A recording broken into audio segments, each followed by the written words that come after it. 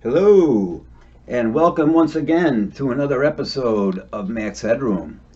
Tonight's subject, I don't really know what to actually call, but I could better describe it.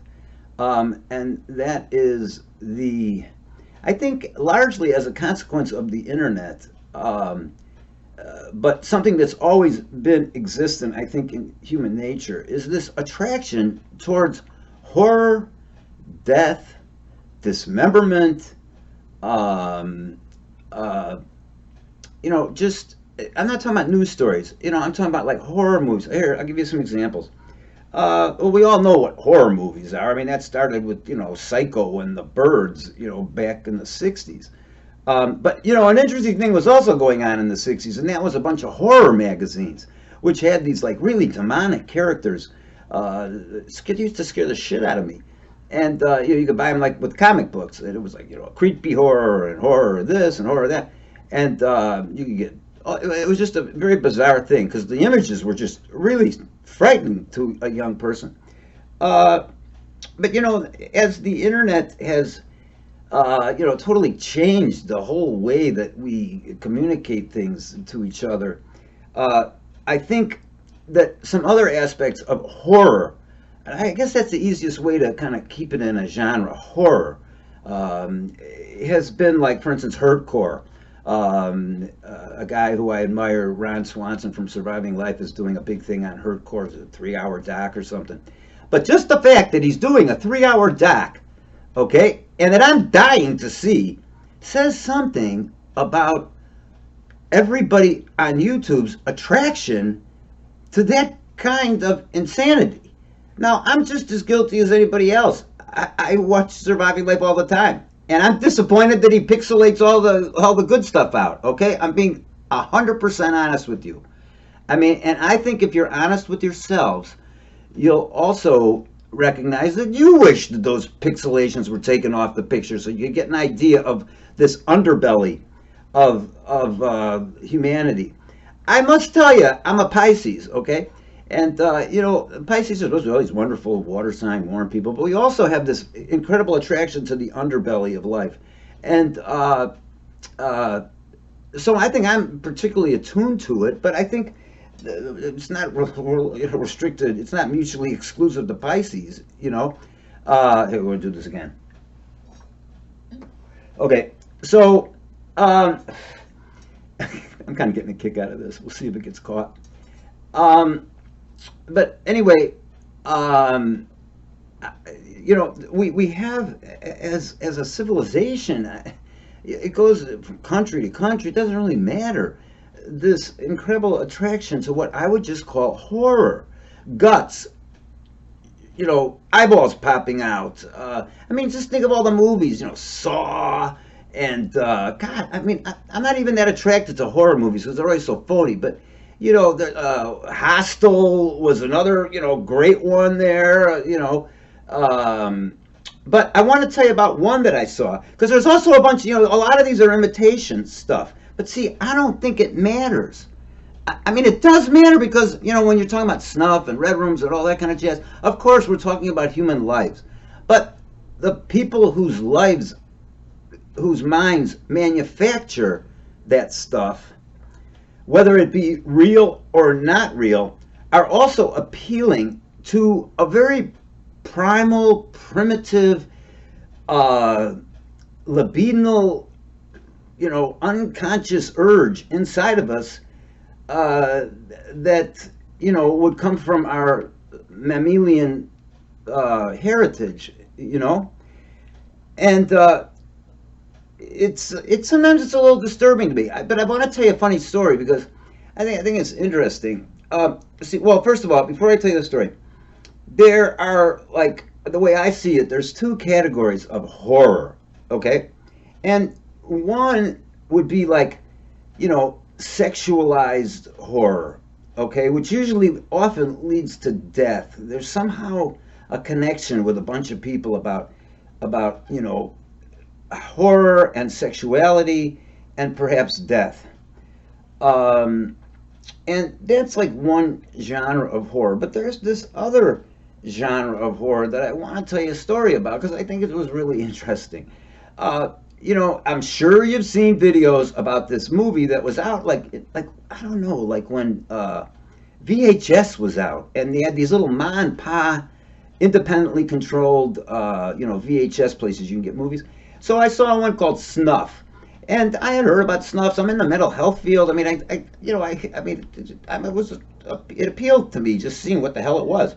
And of course, as you all know, it's about 45 minutes of total bullshit, like a spaghetti western. But then what happens is it ends where like there's a shift. Like now you're no longer watching the movie, you're watching the movie being filmed, and it's after the movie's over, and then basically the electricians and cameramen and all these people snuff out a girl who's like, I don't know what she was, like an assistant or something, and they snuff her out, and it only lasts about 3 minutes, and of course the film tapers off into nothing, like snuff movies are supposed to do. But I got to tell you something, it was incredibly real. And until I saw this hand going like this, and it was just like so ridiculous, I really thought this girl was being killed. But here's there's two important parts to it.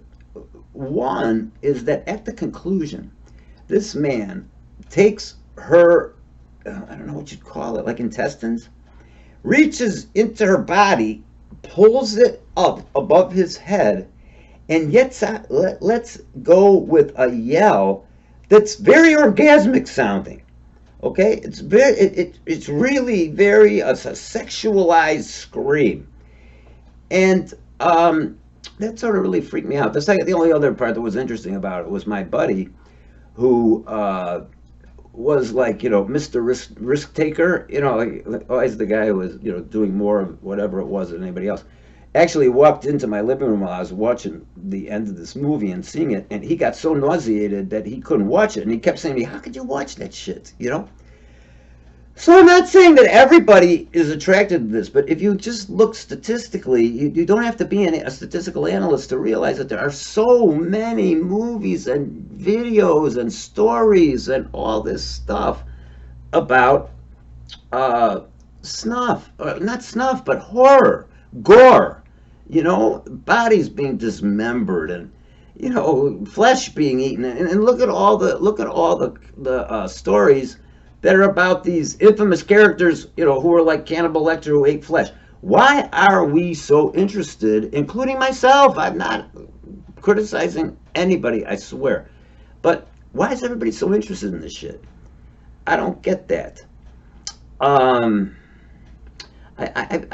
have some ideas, but I don't know. I don't know how popular they would be either. I mean, one is when I saw that guy holding up. This was an imitation snuff flick, but it doesn't matter because somebody thought it up. The director or the writer or the producer had a mind and he was trying to make a movie that was going to appeal to people, not some subculture of wacko pedophiles that could pretend that this was real. I mean, he was appealing to a mass audience because the movie was just simply called Snuff.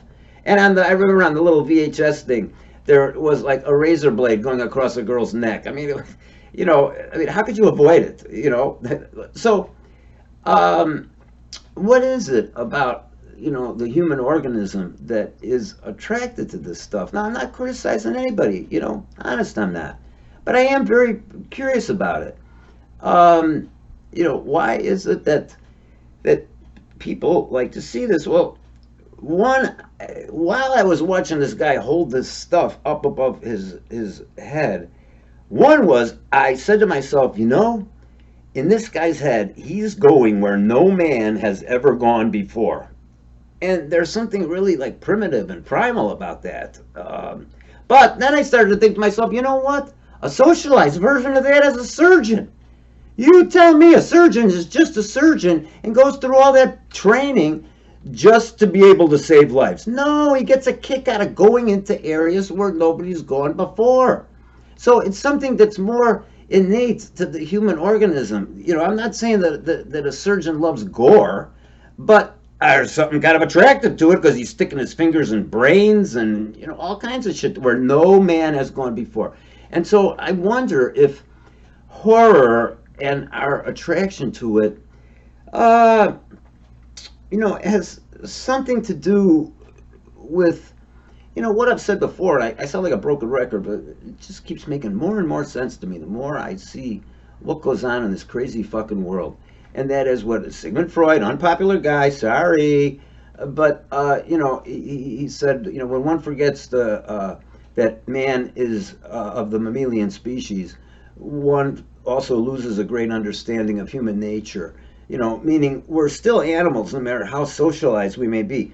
And if you believe in an unconscious, and you believe in like an id and a superego and all that stuff you've heard about before, but you also recognize the craziness of your dreams, which are a manifestation of part of your unconscious, right? Well, then why is the argument so hard to believe that being that we're civilized animals, but not so much that we can't find ways to justify this fascination with either going where no one's gone before, or just the lust involved in killing another person. I don't know. These aren't my feelings, but they're only my thoughts, because it does the question about surgeons and stuff. I cannot believe. Okay, maybe some of them want to make some money. All right, but no, no, no, no. I mean, when you're messing around with body parts and shit, and it stinks, and as a matter of fact, I one time had a client who was a gastroenterologist, and he was really tired one night, and he came in for a session, and he was moaning and groaning, and he says, you don't know what my job's like. He says, I smell shit all day long. I'm sticking a big thing up somebody's ass all day long, and then shit comes out every time, and it gets all over my hands and stuff. He says, I carry that home with me. Like, well, I love this guy. He was a great client, but maybe he gets off on going where no one's gone before. And, what is snuff? It's going where no one's gone before. It's killing somebody. And what is this fascination with gore and horror? If I'm not making a bit of sense, okay? If everybody wants to give me a dislike, because I really don't want you to even, I want you to consider what I'm saying. I don't know that you have to like it or that you have to agree with me. But I'm certainly very curious about why people are so attracted to gore. And if you get nothing out of this, maybe at least, you could take a second and ponder the question. Why is it that YouTube is so loaded with gore?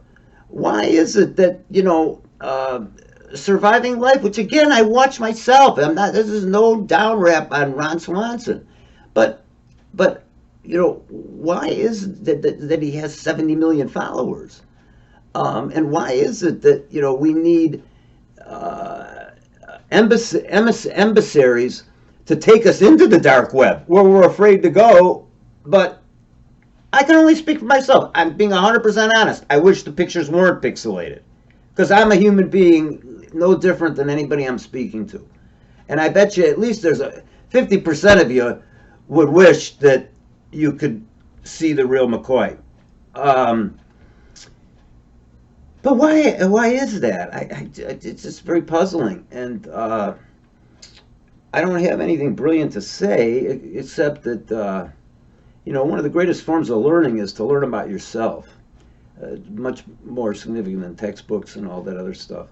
So perhaps those of us who are attracted to this, because it is a destructive influence. The more you watch that shit, the more certain people are apt to act on it. And we see that with, look, Jesus Christ. The president's getting impeached and involved with Jeff Epstein. Let's not even talk about the Clintons. Oh my God. This whole world is just full of this kind of filth. So let's admit it. But what is it that attracts people to that sort of,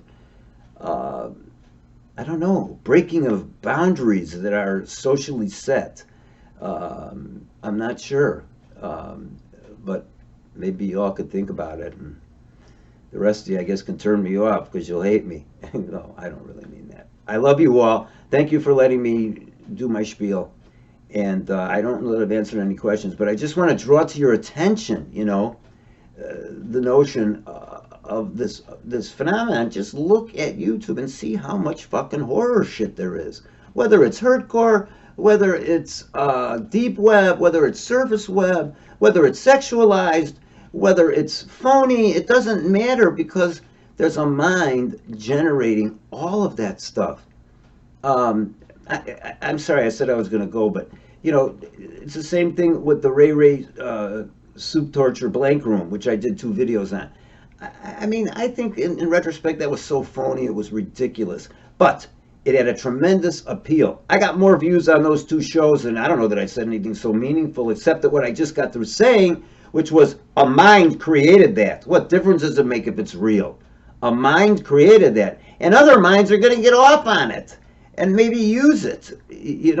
I don't know how that fits into my theme, but I am a little perplexed, even with myself. What is it about all this? How come so many people are into violence? Even if you're not doing it, you like to watch it. Jesus, I just saw, I'm going to stop in a minute, but I just saw a 60 Minutes Australia where 2 twins had some kind of crazy disorder, and they walked out in front of traffic on the main thoroughfare in London, were hit by cars. When the police came, they got up, started fighting the police, and then both of them ran into the other lane of traffic to get hit again. And this is on 60 Minutes Australia? Now, let's face it, 60 Minutes Australia is a very sophisticated network. They're not going to put some bullshit on unless there's a market for it. There's a market for it. There's a market for 60 Minutes doing a thing on Peter Scully, too. There's a market for it. And I guess I shouldn't be sticking my finger up. But there's a market for it. And I don't know. Just food for thought. And this has been another episode of Mack's Headroom. Thanks. Hope this made some sense. I don't know.